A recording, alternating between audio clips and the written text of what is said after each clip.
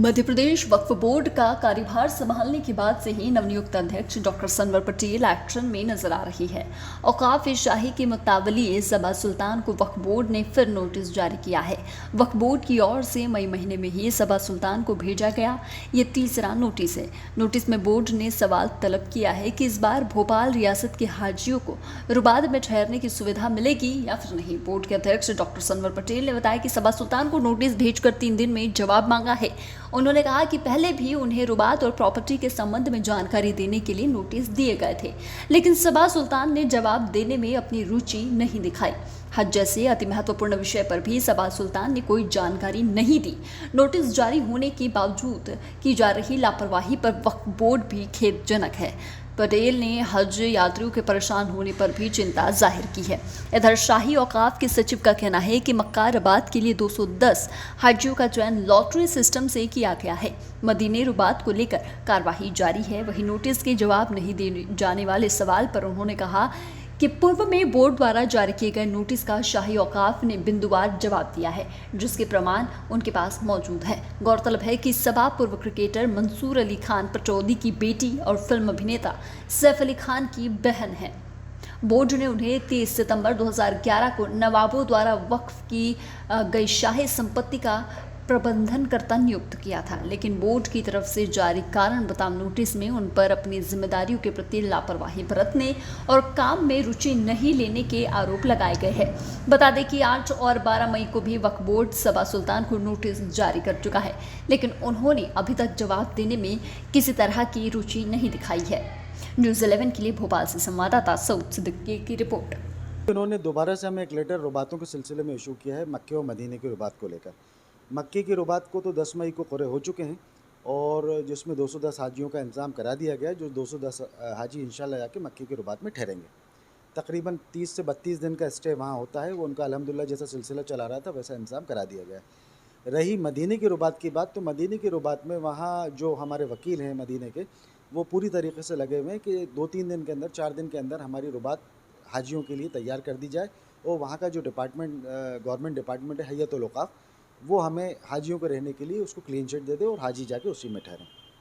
रुबातों को लेकर क्या स्टेटस है? ये शाही वो मध्य प्रदेश वक्फ बोर्ड की मामला है जी, तो ये जवाब क्यों नहीं दे पा रहे? नहीं, ये जवाब मैंने लेटर के अंदर भी दिया है। इससे पूर्व में भी जो लेटर आया था उसका जवाब भी मैंने बिंदुवार, उनके जो सवाल थे सब बिंदुवार मैंने उसका जवाब दिया, जिसकी कॉपी मेरे पास इस फाइल के अंदर मौजूद है। लेटर की जवाब मेरे पास मौजूद है। इसमें बात यह है कि मध्य प्रदेश वक्फ बोर्ड के अधीन मक्के मदीने की रुबात नहीं आती। उसके बावजूद भी अगर वो हमसे लेखा जोखा जो मांग रहे हैं, क्या स्टेटस है, उसका स्टेटस का पूरा विवरण हमको लेटर के थ्रू दे चुके हैं।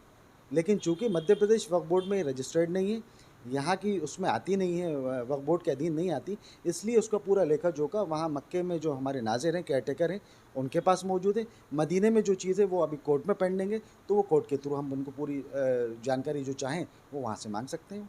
तो रुबात को लेकर क्या स्टेटस है? जैसे मक्का रुबात खुल चुकी है, मदीना रुबात जो है 22 को करने वाली थी, आज 30 तारीख हो गई है, 7 दिन बचे हाजियों को जाने। देखिए साहब, क्या है कि मामला कोर्ट में विचाराधीन है, तो कोर्ट की जो प्रोसीडिंग्स होती हैं वो कोर्ट के हिसाब से चलती हैं, ना कि मेरे हिसाब से चलेंगी।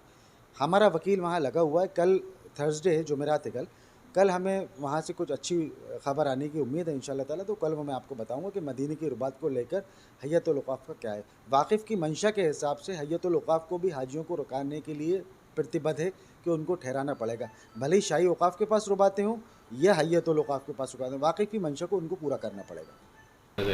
देखिए, मध्य प्रदेश वक्फ बोर्ड ने आज से पहले भी सबा अली खान साहब को नोटिस जारी किया था। 8 मई को पहला नोटिस जारी किया था, उनसे तमाम बिंदुओं पर पूछताछ की थी।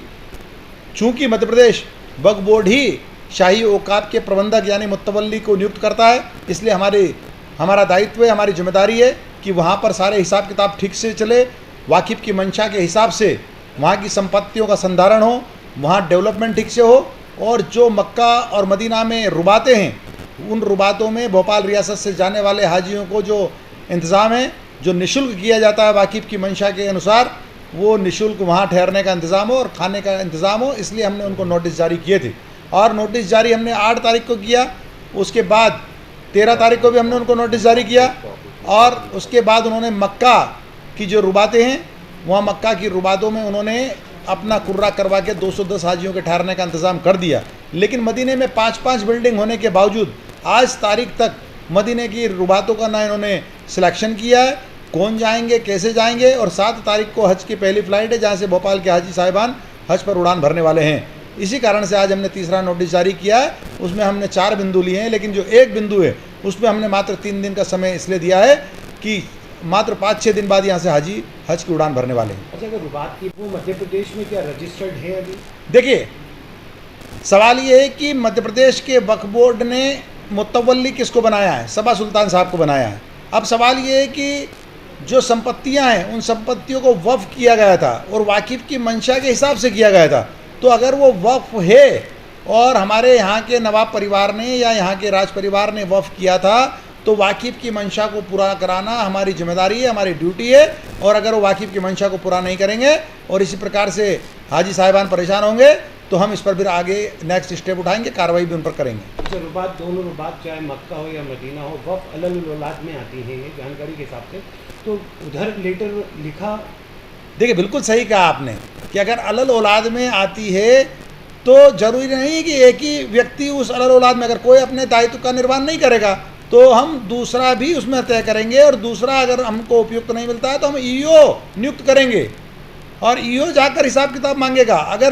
अगर मदीने में रुबातें हैं और वो रुबातें इस बात के लिए काम कर रही है कि किराया वसूल रही है और हमारे हाजियों को अपने वाकिफ़ की मंशा के हिसाब से नहीं ठहरा रही है, तो हमने प्रश्न किया है कि कितना किराया वसूल रहे हैं आप 365 दिन में से अगर हम 1.5 माह के लिए 1 माह के लिए हमारे आदमी हज को नहीं ठहरा रहे हैं, तो आप बाकी दिन क्या कर रहे हैं वहाँ, और इस हज के दौरान भी आप क्या कर रहे हैं, और कितना पैसा आपके पास है, कितना आया कितना गया। तीसरा, सऊदी अरब की सरकार ने वहाँ के रूल्स के हिसाब से बाहर के लोगों को संपत्ति खरीदने का अधिकार दे दिया है। तो जो आपके पास जो हमारी रुबातें हरम के एक्सटेंशन में मर्ज हो गई और उसके एवज में आपको जो बड़ी राशि मिली थी, वो राशि आपको हिंदुस्तान लाने का अधिकार नहीं है, उस राशि को वहीं खर्च करने का आपको अधिकार है। तो क्या अब जब संपत्ति खरीदने का अधिकार आपको मिल गया है, तो क्या आप भोपाल की रियासत के लिए और यहाँ के आवाम के लिए वो संपत्ति खरीदने का काम कर रहे हैं, नहीं कर रहे हैं? और कर रहे हैं तो क्या किया, और नहीं कर रहे हैं तो क्यों नहीं कर रहे हैं? ये सारे सवाल जवाब हमने उनसे किए। 3 दिन में जवाब नहीं देते तो अगला आप लोग क्या करेंगे? देखिए, वैधानिक जो कार्रवाई है एज पर एक्ट, वो हम सारी कार्रवाई करेंगे।